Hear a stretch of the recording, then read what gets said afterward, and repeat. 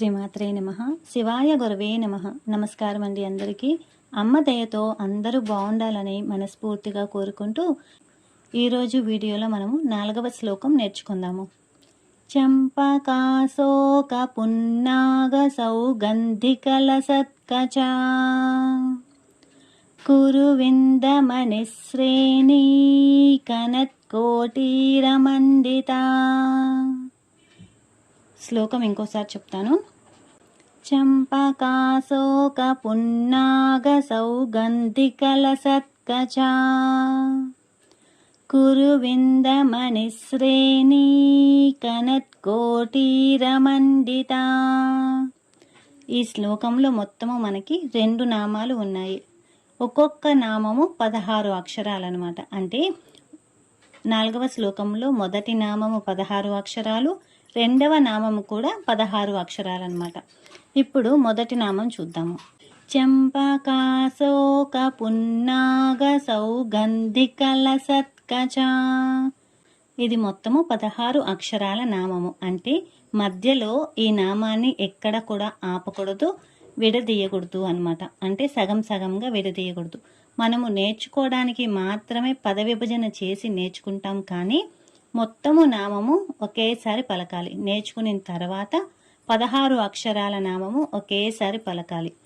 3 అక్షరాల నామాలు, 4 అక్షరాల నామము, అలాగే 8 అక్షరాల నామము, 16 అక్షరాల నామము, ఇవన్నీ కూడా ఒకేసారి పలకాలన్నమాట. 3 అక్షరాల నామము 4 కానీ 5 కానీ మనము పలికేస్తాము, కానీ 8 అక్షరాల నామానికి ఇంకా 16 అక్షరాల నామం కూడా ఎక్కడ కూడా ఆపకుండా పూర్తి నామము పలికే విధంగా మనము సాధన చేసుకోవాలి.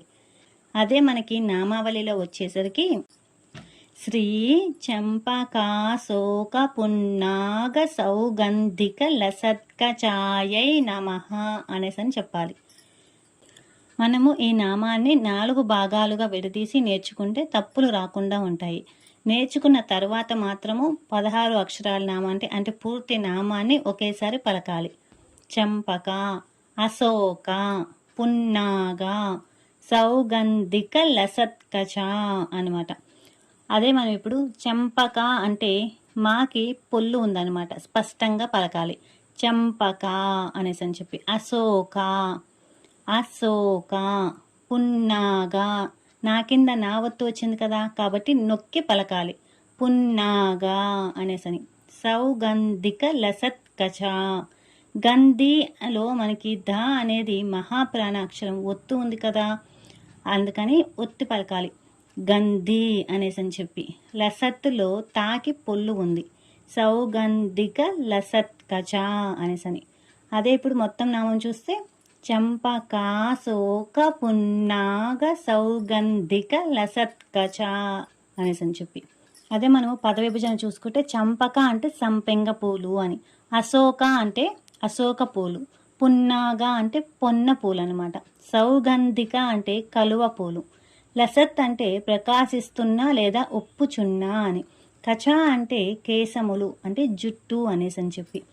సంపెంగ, అశోక, పొన్న ఇంకా కలువ పూల పరిమళముతో ప్రకాశించే కేశములు కలిగిన తల్లి అనే అర్థం అన్నమాట. ఒక్కొక్క పువ్వుల గురించి కూడా తెలుసుకుందాము. చంపక అంటే సంపెంగ అని. దీనికి సుగంధం ఎక్కువ, కానీ తుమ్మెదలు దీని దరిదాపుల్లోకి కూడా రావు. అంటే ఇది వైరాగ్యం లేదా పవిత్రతకు సంకేతం అన్నమాట. మన ఆలోచనలు కూడా లోకములో ఉంటూనే ప్రాపంచిక కోరికలనే తుమ్మెదలకు చిక్కకుండా పవిత్రంగా ఉండాలని దీని అర్థము. అశోక అంటే శోకము లేనిది అని అర్థము. అమ్మవారి కేశాలలో ఈ పూలు ఉన్నాయంటే ఆమెను ఆశ్రయించిన వారికి శోకము ఉండదు అని సంకేతం అన్నమాట. పున్నాగా అంటే ఇది పురుషతత్వాన్ని లేదా మొండి ధైర్యాన్ని సూచిస్తుంది. సాధకుడి జ్ఞాన మార్గములో ఉండవలసిన స్థిరత్వానికి ఇది సంకేతం అన్నమాట. సౌగంధిక అంటే రాత్రిపూట వికసించే సుగంధాన్ని వెదజల్లుతాయన్నమాట. ఇది మనలోని తమస్సు అంటే చీకటి, అజ్ఞానాన్ని తొలగిపోయి జ్ఞాన పరిమళం వెదజల్లాలని సూచిస్తుంది. యోగ శాస్త్రం ప్రకారము కేశాలు ఉండే శిరోజాల భాగము సహస్రార చక్రం దగ్గర ఉంటుంది. ఈ నామాన్ని జపించినప్పుడు సహస్రార చక్రం వద్ద ఒక రకమైన చల్లదనము, ప్రశాంతత ఏర్పడుతుంది. ఈ పుష్పాలు మనలోని 5 జ్ఞానేంద్రియాలను నియంత్రించి మనసును అంతర్ముఖం చేస్తాయన్నమాట. ఇప్పుడు నెక్స్ట్ నామం చూద్దాము. కురువిందమణి శ్రేణీ కనత్కోటీరమండిత. ఈ నామం కూడా 16 అక్షరాల నామం అన్నమాట. నామావళిలో వచ్చేసరికి శ్రీ కురువిందమణి శ్రేణీ కనత్కోటీరమండితాయై నమః అనేసని చెప్పాలి. నామానికి ముందు ఓం కానీ శ్రీ కానీ చేర్చి ఆ నామాన్ని పలకాలన్నమాట. శ్రీ కురువిందమణి శ్రేణీ కనత్కోటీరమండితాయై నమః ఇలా అనమాట.